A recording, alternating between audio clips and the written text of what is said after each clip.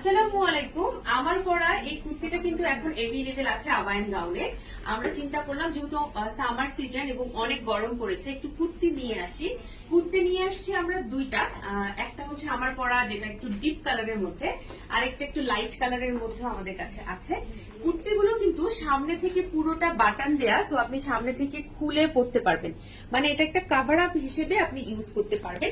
আরো একটা ভালো জিনিস আছে, সেটা হচ্ছে এটাতে কিন্তু অনেক ঘের দেয়া, তো আমরা যারা হিজাব করি তাদের জন্য এটা অনেক সুবিধা হবে, কারণ বডি পোর্শন বোঝা যাবে না, অনেক ঘের দেয়া। তো যারা আমরা একটু হেলদি আছি ইনশাল্লাহ পড়তে পারবো।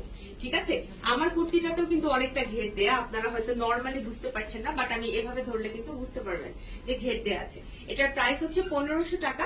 আমাদের কাছে এটার সাইজ আছে না, সাইজ অ্যাভেলেবেল আছে, সাইজের জন্য পেজে ইনবক্স করে ফেলবেন। প্রাইস 1500 টাকা।